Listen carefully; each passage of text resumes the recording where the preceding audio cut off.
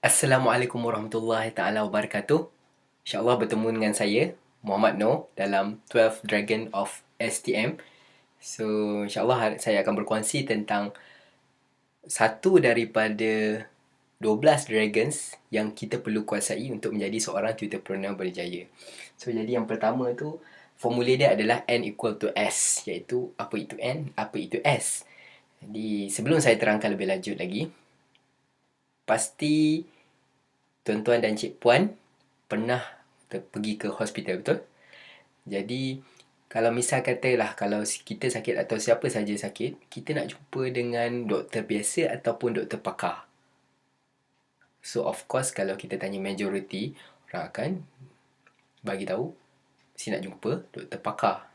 Okay? So, begitu juga kalau kita tanya cikgu-cikgu ataupun guru-guru, okay, yang mengajar di sekolah contohnya.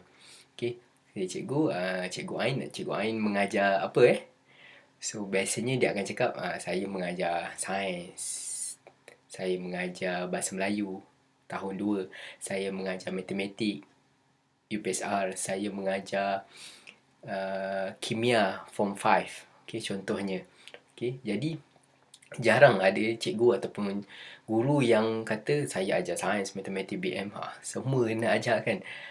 Begitu juga dengan guru pakar. So, guru pakar mesti kita akan relate dengan kepakaran guru tersebut dalam subjek tertentu. Jadi, so yang pertama sekali ni adalah niche ataupun speciality kita.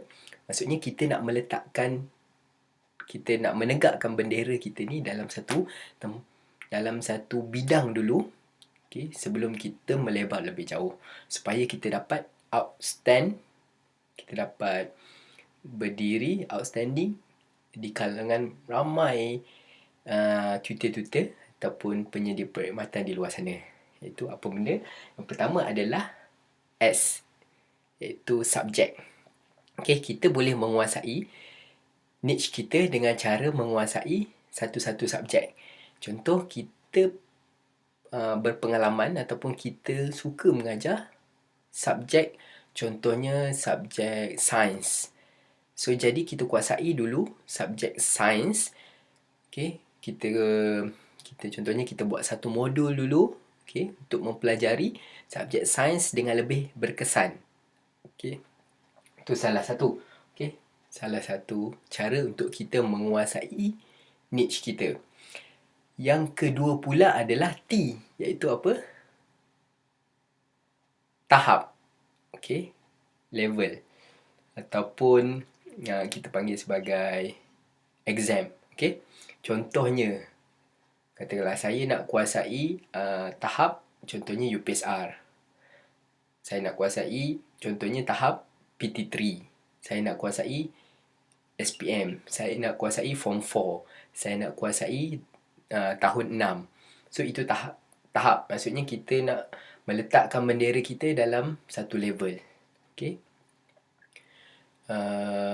Dan juga yang ketiga adalah T juga, iaitu teknik ataupun method. Okay. Kita ada satu teknik, method yang boleh membantu pelajar untuk belajar dengan lebih berkesan. Contohnya teknik untuk belajar, teknik untuk menghafal sifir, teknik membuat peta minda. Okay. Speciality saya adalah dalam membuat satu teknik peta minda, okay, yang memudahkan pelajar untuk memindahkan satu mata pelajaran yang kompleks kepada satu nota yang lebih mudah diingati. Okay, itu contoh. Ataupun contohnya beyond home tuition. Okay, buat satu modul sains, matematik yang menyeronokkan. Maksudnya fokus untuk bagi pelajar seronok belajar di luar silibus. Okay, tapi dalam masa sama, bila pelajar seronok, jadi pelajar akan lebih mudah untuk belajar dan fokus untuk excel dalam peperiksaan. Itu salah satu teknik. Okay, so banyak lagi teknik yang saya percaya tuan-tuan dan cik puan ada. Okay, cuma perlu di brandingkan, perlu di tulis perlu dikompilekan supaya menjadi satu teknik. Okay.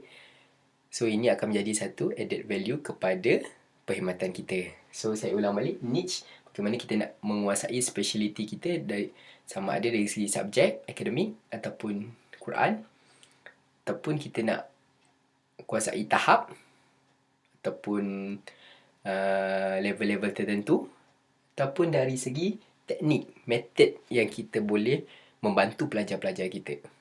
So dan ada juga yang di luar sana tanya kan, so kalau katakanlah saya niche saya dalam satu-satu part ni, satu-satu bahagian ni, tak boleh ke kalau misal kata parent minta di luar bidang kita tak boleh nak layan ke ataupun tak boleh nak offer ke?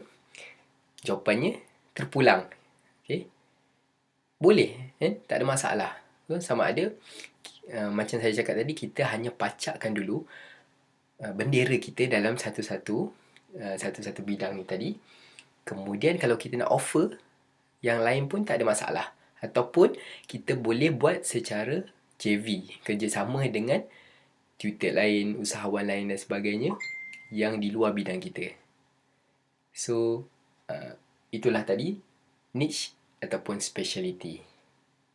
So insyaAllah bertemu lagi dalam yang video seterusnya. Terima kasih. Assalamualaikum. Yakin sebelum berjaya.